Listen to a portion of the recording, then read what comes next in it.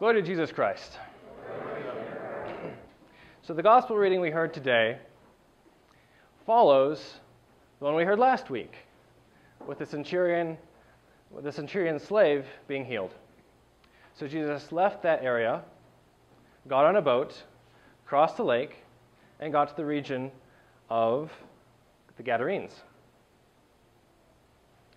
And he came to this city, which was a Gentile city. So this is the setting for our story today. But in the story, or the pericope, which is a short segment of the gospel, there are two different people who speak. We have one side, we have the demoniacs, the two demon-possessed men who reject God and are imperfect men. On the other side, we have Jesus Christ, perfect God and perfect man.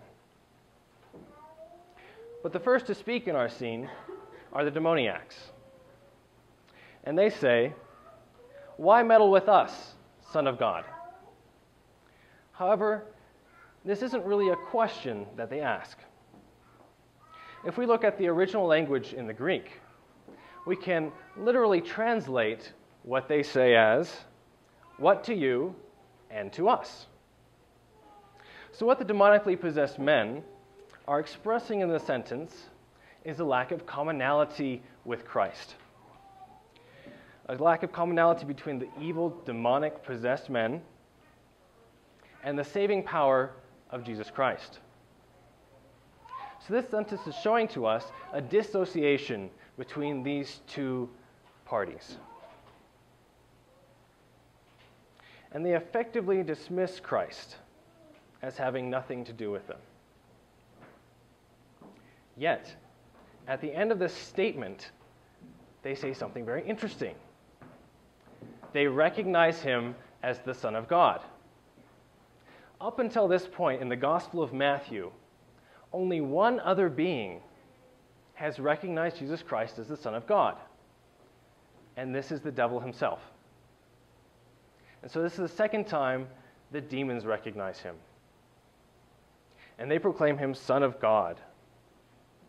But also importantly, we should notice, no human being has recognized Jesus Christ as Son of God. So although Jesus has spoken to great multitudes, they only recognize him as man.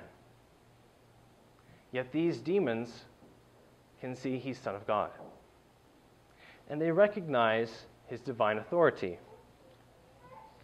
And it's because of this divine authority that the demoniacs question further. They say, "Have you come to torment us before the appointed time?"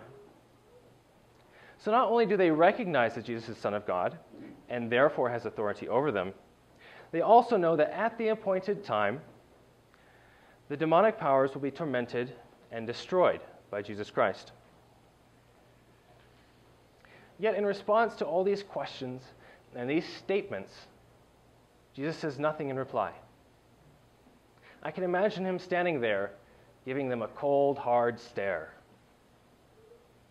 And this raised the concern of the demons, for they had been caught in their moment of rebellion against God. Not only were they rebelling against God, but they were trying to turn two men against God.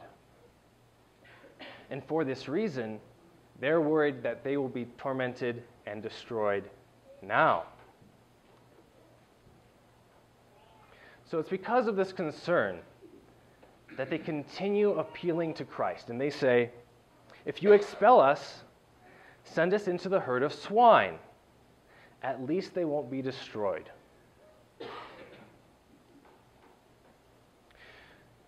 In response to this, Jesus says, in the translation we heard today, 3 words: "Out with you." Yet in the Greek, this is only one word. And this single word is apago. And when we understand the meaning of apago, we learn that it not only means a subordination of the other, but it also means that they need to withdraw from his presence. I think that's pretty powerful. In one word, Jesus Christ not only shows his authority, but also expels the demons. So, as the story continues, the demons are expelled into the herd of swine, and the herd of swine run over the cliff. As I was reading this story, though, I wanted to find out, where are we in this story? What role do we take? I think we take two roles. I think we take both the role of the pigs, standing on the bluff, and also that of the demoniacs, who have the demon expelled from them.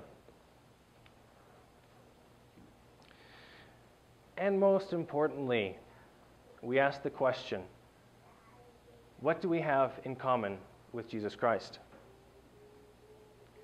We're like the pigs, I think, because it's easy to follow our animal instincts and to rush headlong off the bluff into the sea and into the abyss, separating ourselves completely from God.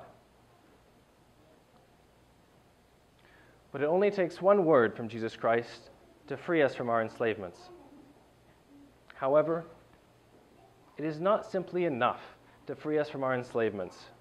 As we heard in the gospel earlier this week, if we do not fill the void of those expelled enslavements